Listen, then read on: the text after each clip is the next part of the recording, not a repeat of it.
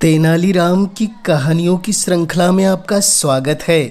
लीजिए आज सुनते हैं तेनालीराम की चतुराई से भरी एक और प्रसिद्ध कहानी जिसका नाम है बाबापुर की रामलीला।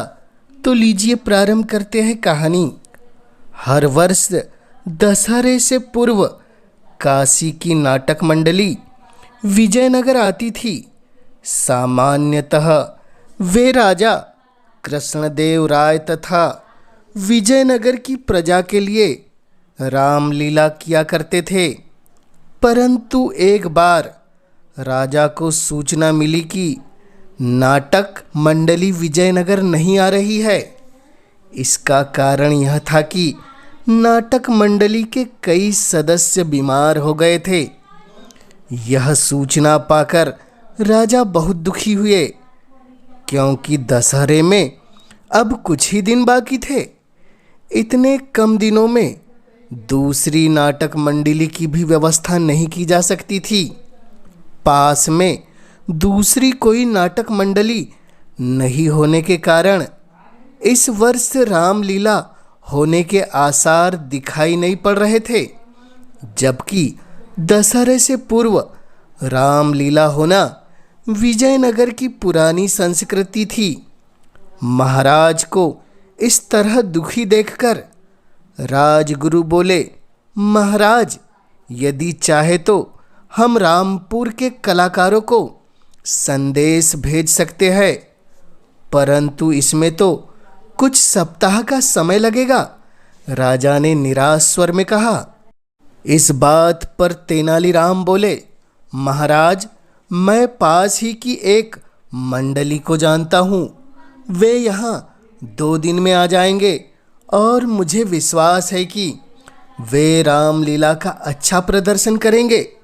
यह सुनकर राजा प्रसन्न हो गए और तेनालीराम को मंडली को बुलाने की जिम्मेदारी सौंप दी गई।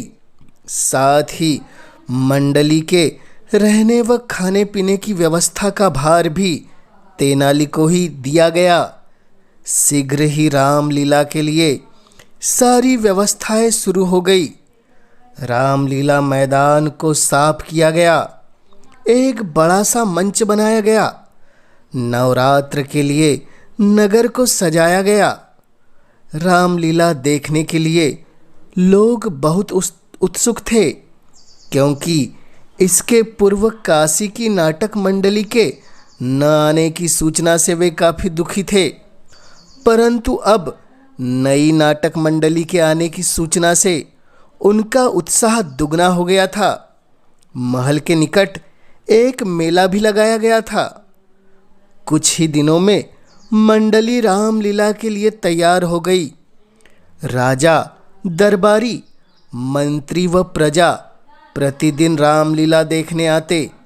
दशहरे के दिन की अंतिम कड़ी तो बहुत ही सराहनीय थी। मंडली में अधिकतर कलाकार बच्चे थे। उनकी कलाकारी देखकर लोगों की आंखों में आंसू तक आ गए। दशहरे के पश्चात राजा ने कुछ मंत्रियों तथा मंडली के सदस्यों को महल में भोजन के लिए बुलाया। भोजन के पश्चात राजा ने मंडली के सदस्यों को पुरस्कार दिया। फिर वे तेनालीराम से बोले, तुम्हें इतनी अच्छी मंडली कैसे मिली? बाबापुर से, महाराज, तेनालीराम ने उत्तर दिया। बाबापुर, यह कहाँ है? मैंने इसके विषय में कभी नहीं सुना। राजा ने आश्चर्य से पूछा। बाबापुर विजयनगर के पास ही है, महाराज, तेनालीराम बोला। तेनालीराम की बात सुनकर मंडली के कलाकार मुस्कुरा दिए।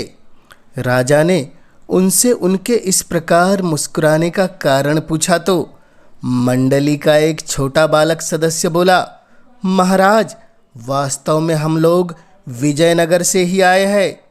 तेनाली बाबा ने 3 दिन में हमें यह नाटक करना सिखाया था, इसलिए हम बाबापुर की रामलीला कहते हैं। यह सुनकर राजा भी खिलखिलाकर हंस पड़े। अब उन्हें भी बाबापुर के रहस्य का पता चल गया था। तो यह थी कहानी तेनालीराम की चतुराई से भरी, जिसका नाम था बाबापुर की रामलीला। यह कहानी आपको कैसी लगी हमें कमेंट्स के माध्यम से ज़रूर बतलाएं। और इस चैनल पर पहली बार आए हैं तो इस चैनल को ज़रूर कर दे सब्सक्राइब, ताकि आप तक ऐसी रोचक कहानियाँ और किस्से सबसे पहले पहुंच सके। इस कहानी के माध्यम से हमसे जुड़े रहने के लिए आपका पूरे दिल से धन्यवाद।